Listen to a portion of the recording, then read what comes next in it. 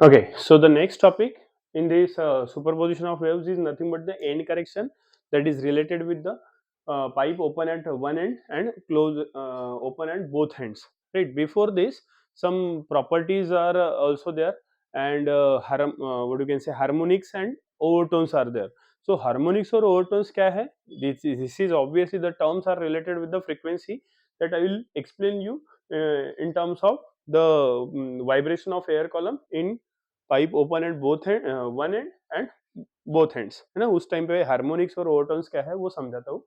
अभी before that what exactly is end correction and pipe with respect to pipe open at one end and both ends, ये देखते हैं. जैसे कि यहाँ पे मैंने एक पाइप लिया है which is open at one and, obviously close at another and, है ना. अब यहाँ पे क्लोज एंड है. जैसे हम ट्यूनिंग फॉर्क लेंगे, है ना, ट्यूनिंग फॉर्क को अगर हमने वाइब्रेट करा दिया, राइट, इस ओपन एंड के पास, right, this is a tuning fork.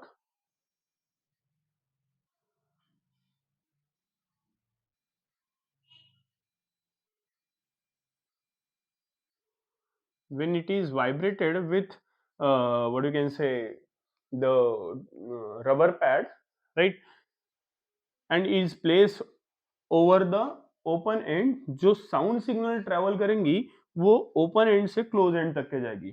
Obviously यहाँ पे इसको अपोजिशन मिलेगा, तो वो जो सिग्नल आएगा, है ना, ट्रांसवर्स है. वैसे साउंड सिग्नल ये लॉन्जिट्यूडनल सिग्नल रहेगा, when it will travel into this will get reflected in the form of transverse waves. तो ट्रांसफर वेव के फॉर्म में हम यहाँ पे सिग्नल ड्रॉ करते हैं. तो ट्रांसवर्स वेव यहाँ पे आने के बाद क्या हो जाएगा, रिफ्लेक्ट हो जाएगा, बिकॉज यहाँ पे इसको सबसे ज्यादा अपोजिशन मिलेगा. Now here in this case at the close end, remember that every time the node will form. दो points हमारे पास है, एक है node और एक है anti node, right. तो node is a minimum displacement point and anti node is a maximum displacement point.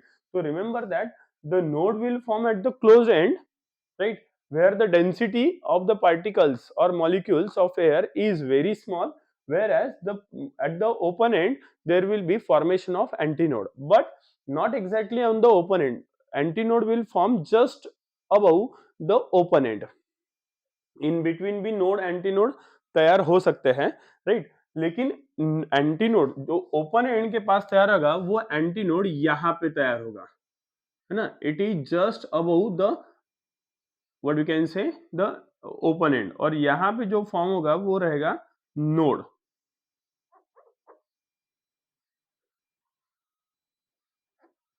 Right, this is nothing but node, this is antinode.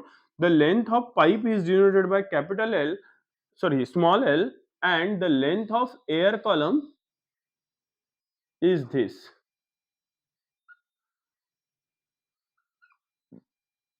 जो कि ये इतना है. तो ये जो ओपन एंड से एंटी नोड तक का जो डिस्टेंस है उसको हम कहते हैं E. E stand for end correction, और ये जो है this is nothing but L. तो combinedly this will be equal to capital L, which is equals to small l plus e. एक ही, जहां पे एंड करेक्शन जो है ये हमेशा ओपन एंड पे रहेगा, है ना. एंड करेक्शन मतलब क्या है, it is nothing but the distance between the open and and the antinode form just above the open and, right. और इसकी वैल्यू क्या होती है वो देख लेते हैं. So therefore the length of air column, length of air column here in this case is capital L, which is equals to L plus E होता है, right. and end correction where E is end correction, और इसकी value होती है, what is its value, therefore E is equals to 0.3 times D, where small d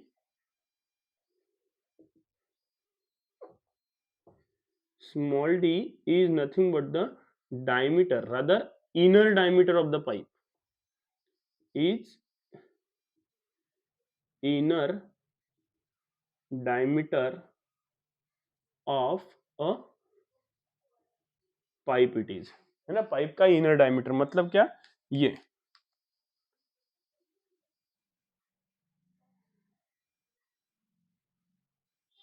this is inner diameter.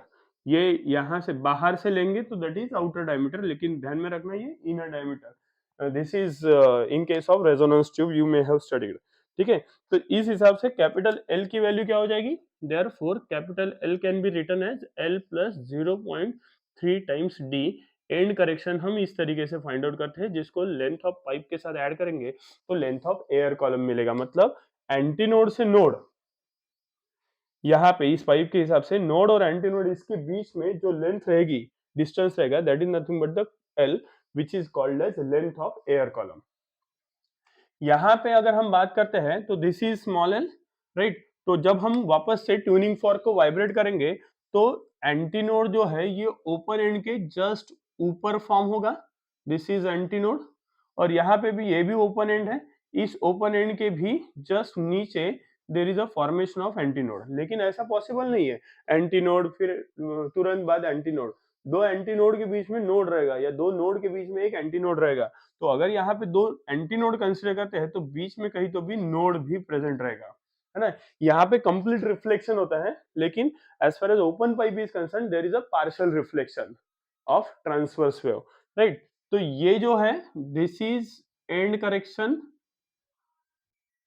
ई, इधर side में भी एक एंड करेक्शन है that is E, right. तो ये टोटल कितना हो गया, यहां से यहां तक के this is nothing but capital L which is equals to L plus E, so it is L plus twice E. This is nothing but the length of air column, right? So here the length of an air column